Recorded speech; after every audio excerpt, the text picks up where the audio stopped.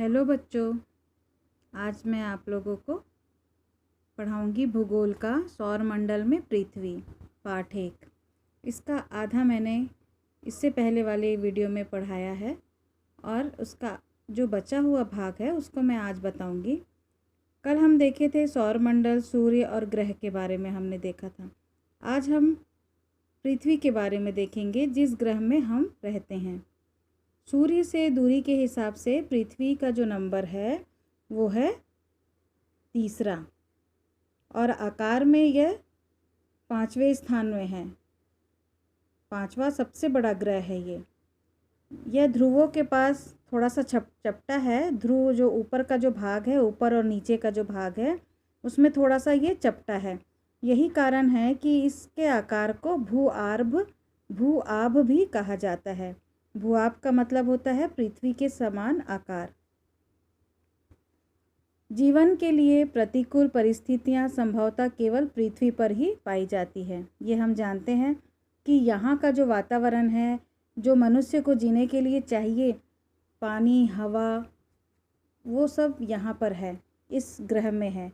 इसीलिए ये मनुष्य के जीवन के लिए अनुकूल परिस्थिति है, जो दूसरे ग्रह में हम नहीं पाते हैं। पृथ्वी ना तो अधिक गर्म है और ना अधिक ठंडी है। यहाँ पानी एवं वायु है, जो हमारे जीवन के लिए बहुत ही ज़्यादा आवश्यक है। वायु में हमें जीवन के लिए आवश्यक गैस मिलता है, जैसे कि ऑक्सीजन, तो वो मौजूद होता है उसमें, वायु में।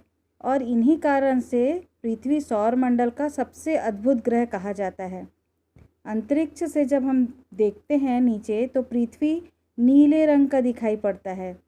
हम तो नहीं जाते हैं ऊपर अंतरिक्ष में नहीं गए हैं, लेकिन जो अंतरिक्ष में गया है वो वहाँ से तस्वीरें लेकर के जो नीचे आया है, उन्होंने बताया है कि पृथ्वी नीले रंग का दिखाई देता है। क्योंकि ये नीला क्यों दिखाई देता है? क्योंकि इसकी 2/3 सतह में पानी है, इस कारण ये नीला ग्रह कहा जाता है।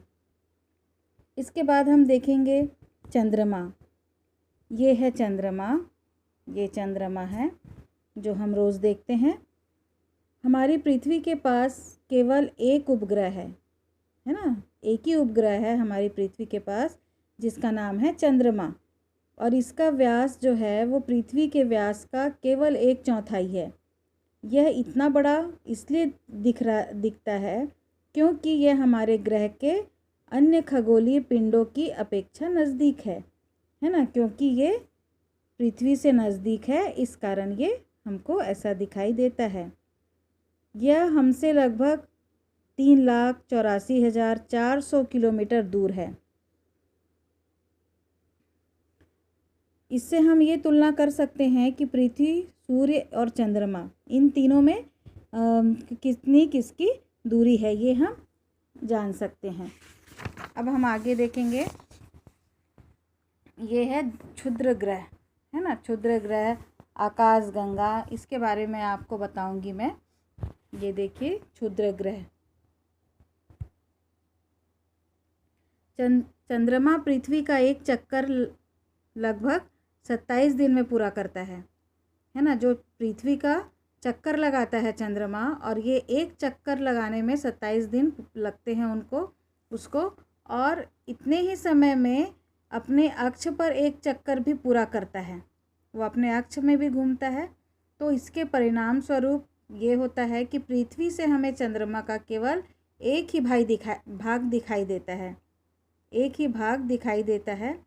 और चंद्रमा की जो परिस्थितियां हैं जीवन के लिए अनुकूल नहीं है, मतलब यहाँ पर कोई भी जीवन नहीं है, कोई जीवित वहाँ पर नहीं रह सकता है। यहाँ ना पानी है और ना वायु है।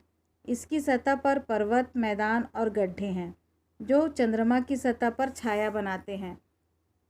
पूर्णिमा के दिन चंद्रमा पर इनकी छाया को देखा जा सकता है, जैसे हमने अभी देखा था। यहाँ पर देखिए, ये जो दिखता है काला काला, ये सब क्या है? गड्ढे, मैदान, इसकी छाया है ये।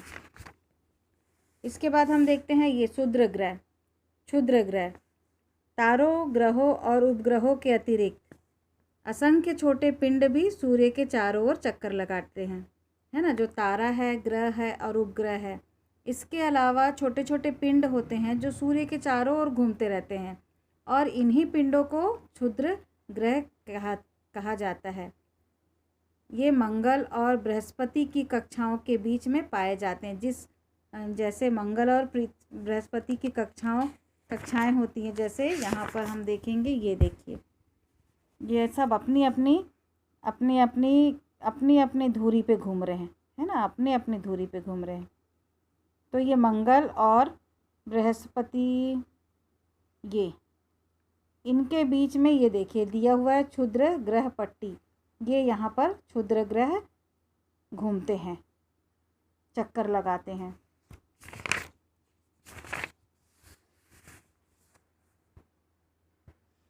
और वैज्ञानिकों के अनुसार क्षुद्र ग्रह के ही भाग होते हैं जो कि बहुत वर्ष पहले विस्फोट के कारण ग्रहों से टूटकर अलग हो गए होते हैं, वही वो चक्कर लगाते रहते हैं। इसके बाद हम देखेंगे उल्कापिंड। तो उल्कापिंड किसे कहते हैं? उल्कापिंड कहा जाता है जो सूर्य के चारों ओर चक्कर लगाने वाले पत्थरों के छोटे छोटे टुकड़ों को उल्कापिंड कहा जाता है। कभी कभी ये जो उल्कापिंड होते हैं वो पृथ्वी से इतने नज़दीक आ जाते हैं कि उनकी जो ऐसा लगता है कि वो पृथ्वी पर गिर जाएंगे, और इस प्रक्रिया के दौरान वायु के साथ घर्षण होने के कारण ये गर्म होकर जल जाते हैं। जितना पास ये पृथ्वी के आते हैं तो घर्षण बढ़ते जाता है, और जब घर्षण बढ़ता है तो गर्म होकर के ये उल्कापिंड है जो जल के ख़त्म हो जाते हैं। और कभी कभी ये पूरी तरह नहीं जले रहते हैं और गिर जाते हैं पृथ्वी पर। तो जहाँ पर ये गिरते हैं वहाँ पर बड़ा सा गड्ढा बन जाता है, और ये चमकदार प्रकाश उत्पन्न करते हैं।